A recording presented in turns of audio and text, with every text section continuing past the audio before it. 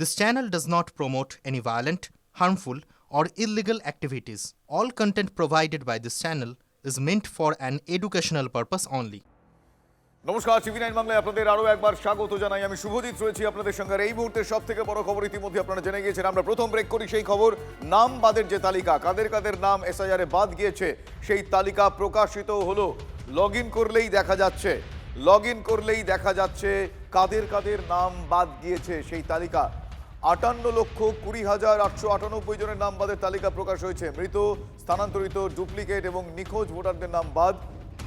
Electoral search eci.gov.in এ epic number দিয়ে search করলেই দেখা যাবে নাম। নিজের নাম, আত্মীয় স্বজন, প্রতিবেশীদের নাম বাদ গিয়েছে কিনা জানা যাবে ওয়েবসাইটে। আমি আরও একবার ডিটেইলে জানবো। আমার সহকর্মী শ্রাবন্তী সাহা এই মুহূর্তে আমার সঙ্গে টেলিফোন লাইনে রয়েছেন। শ্রাবন্তী, আমি জানতে চাইবো যে এখনো পর্যন্ত কাদের কাদের নাম বাদ গেল, একটু ডিটেল বলো আমাদের, যে কিভাবে সেটা জানা যাচ্ছে এই মুহূর্তে, কি প্রসেস, এবং ডিটেল একটু জানতে চাইবো কতজনের নাম বাদের তালিকা প্রকাশিত হয়েছে। দেখো, কদিন ধরেই আমরা দেখতে পাচ্ছি যে 58 লক্ষ মানুষের নাম, 58 লক্ষেরও বেশি মানুষের নাম বাদ গেছে। কিন্তু তারা কারা, প্রত্যেক বুথ ওয়াইজ নাম সহ দেওয়া হয়েছে। সেখানে ছবিও দেখা যাচ্ছে, যদিও সেটা আজকের এখানে এই মুহূর্তে সিইও যে ওয়েবসাইট সেখানে দেখা যাচ্ছে না। শুধুমাত্র সিইও www.gov.in যে ওয়েবসাইটটি রয়েছে ইলেকশন কমিশনের, সেখানে গেলে এই নাম বাদের তালিকা দেখা যাচ্ছে। একই সঙ্গে শুভজিৎ, তোমার বলি যে যেটা সিইও বাদ দিয়ে যেটা eci.net এ, সেখানে গেলেও সাধারণ মানুষ তাদের নাম দেখতে পাবেন যে আদতে ড্রাফট তালিকায় রয়েছে কিনা। তবে একসাথে গোটা ড্রাফট দেখা যাচ্ছে না। প্রত্যেকে নিজস্ব যে এপিক নাম্বার সেটা দেবেন এবং সেখানে তাদের নাম আদৌ রয়েছে কিনা সেখানে দেখা যাবে। একই সঙ্গে যাদের নাম বাদ পড়েছে, অর্থাৎ এই 58,20,000-এর উপরে মানুষ রয়েছেন, যদি তাদেরও কোনো এপিক নাম্বার দেওয়া যায় তাহলে কিন্তু সেখানে সেটা শো করছে না। অর্থাৎ যেরকমটা কমিশনের পক্ষ থেকে বলা হয়েছিল যে এই 58 লক্ষ যে নামটা ঝাড়াই বাছাই করে বাদ গেছে, তার মধ্যে মৃত ভোটার রয়েছেন, শিফটেড ভোটার রয়েছেন, তাদের আর কারো নাম এই খসড়া তালিকায় থাকছে না।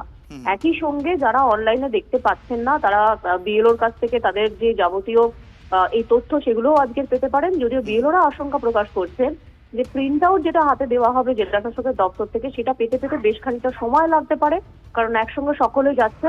ফলে অনলাইনে এই যে তালিকা সেটা ইতিমধ্যেই প্রকাশিত এবং সেটা তারা দেখতে পাবেন। শুভজিৎ, বেশ ধন্যবাদ শ্রাবন্তী। আমার সহকর্মী শ্রাবন্তী সাহা এই মুহূর্তে ছিলেন। আপনাদের আরো একবার জানিয়ে রাখবো যে নাম বাদের যে তালিকা, সেই তালিকা প্রকাশিত।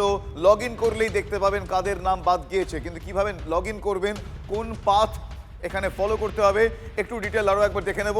আমার সহকর্মী শুভজিৎ মিত্র এই মুহূর্তে আমাদের সঙ্গে নিউজ রুমে রয়েছে। নিউজ রুমে যে ডেস্কটপের সামনে, শুভজিৎ তুমি এই মুহূর্তে যে ডেস্কটপের সামনে বসে রয়েছো, আরো একবার দর্শকদের সামনে তুলে ধরো যে কোন পাথ, মানে কোন পথে গিয়ে কোন ইউআরএল দিয়ে ঠিক কি ইনস্ট্রাকশনস ফলো করলে তারা দেখতে পাবেন। আরো একবার দেখাও শুভজিৎ। দেখো, ইউআরএলটা আমরা দেখাচ্ছি ওপরে, ceo.wb.gov.in/by, যেটাই বলো না কেন, ASD_SIR। এই পাথে যাওয়ার পরে এখানে যে অপশন আমরা পাচ্ছি তাতে একটা অবশ্যই, যেটা শ্রাবন্তী বলছিল, সার্চ বাই এপিক নাম্বার দিয়ে সার্চ করলে সে দেখতে পাবে যে তার নাম আছে না নেই। সেখানে একটা কনফিউশনও থাকতে পারে যে এপিক নাম্বার আমি সার্চ করলাম, কিছু এলো না। সেকেন্ড আরেকটা অপশন রয়েছে, সেখানে দেখো ডিস্ট্রিক্ট মানে এখানে ধরো কলকাতার ক্ষেত্রে যেমন কলকাতা উত্তর, কলকাতা দক্ষিণ। আমি কলকাতা উত্তরটাই সার্চ করি, যেহেতু আমি কলকাতা উত্তরের ভোটার। কলকাতা উত্তর, আচ্ছা, বিধানসভা কেন্দ্র বেলেঘাটা আমি সার্চ করলাম। সার্চ করার পর এইখানে কলকাতা উত্তর এবং বেলেঘাটা বিধানসভার অধীনে যে পোলিং স্টেশনগুলো রয়েছে তার একটা নাম চলে আসছে। পাশে দেখো লেখা আছে ASD লিস্ট, নিচে ডাউনলোড অপশন রয়েছে। আমি প্রথম স্কুলটায় চলে যাই, Jitendra Narayan infant and nursery KG school. আমি ডাউনলোড করলাম।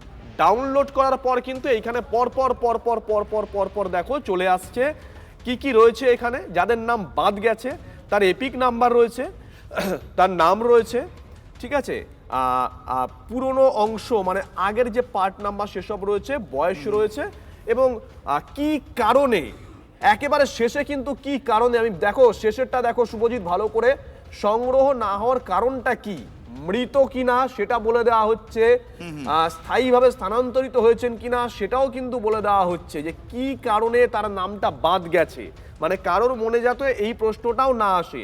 আবারও বলছি, খুঁজে পাওয়া যায়নি বা অনুপস্থিত একজনের নাম দেখো আমরা দেখতে পাচ্ছি এখানে, সেখানে লিখে দেওয়া হচ্ছে কেন তার নামটা এই ড্রাফট লিস্টে বা খসড়া তালিকায় নেই, সেখানে কারণ দর্শানো হয়েছে খুঁজে পাওয়া যায়নি, অনুপস্থিত, স্থায়ীভাবে স্থানান্তরিত, মৃত, এরকম কারণগুলো কিন্তু পরপর পরপর দিয়ে দেওয়া হয়েছে। অর্থাৎ এমনও কোনো কনফিউশনের জায়গা নেই যে ভাই আমার নামটা কেন পাওয়া যায়নি, সেই কারণটাও কিন্তু দিয়ে দেওয়া হয়েছে।